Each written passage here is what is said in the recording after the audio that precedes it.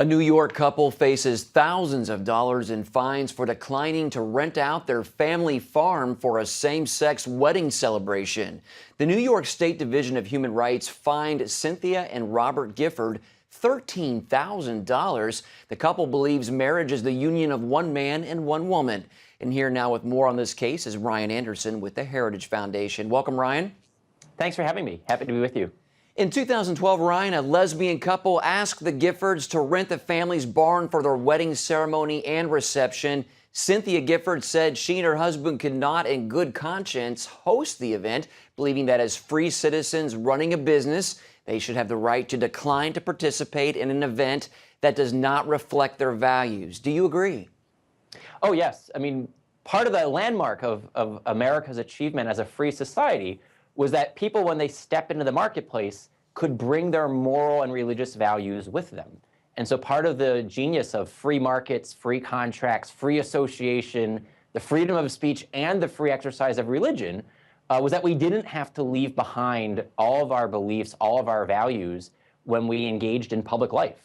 And so the logic here would be that they can run their family farm and host the type of weddings that they believe are in accordance with their values, and that the same-sex couple can seek out a different venue for their wedding ceremony. Unfortunately, New York State has passed a non-discrimination statute that says that you can't discriminate on the basis of sexual orientation or gender identity, and that believing that marriage is the union of a man and a woman then constitutes that illegal discrimination. The problem here is that New York State's created special privileges on the basis of sexual orientation and gender identity, and has done this at the expense of fundamental civil rights like freedom of association, free contract, and free exercise of religion. How can that be? I mean, to me, that does not make any sense that the special privileges override the religious freedom of the owners. Well, we'll see how this gets litigated. The family has hired an attorney, and they're going to appeal the ruling of the Human Rights Commission. But frequently what's taken place here is that in the name of equality or in the name of non-discrimination, real fundamental civil liberties have been discarded. What we could see here is a live and let live society in which business people who are in favor of same-sex marriage would provide their services for same-sex weddings, and business people who do not favor same-sex marriage would be free to offer their services to the weddings that they believe in, the union of a man and a woman, a husband and a wife. We don't need to have the government impose a one-size-fits-all solution here. So what's ironic is that the people who have been talking the loudest about live and let live and freedom to live and to love are the very same people who then want to impose their values through the coercive government onto this family farm. Well, Ryan, the Human Rights Commission calls the Gifford stance on marriage discrimination, like you said. And in addition to having to pay $13,000 in fines, they also must implement anti-discrimination re-education classes and procedures for their staff. Should the government be in the business of re-educating its citizens to change their moral beliefs? You know, we've seen this in another case, like a case of a bake shop that had declined to bake the same-sex wedding cake.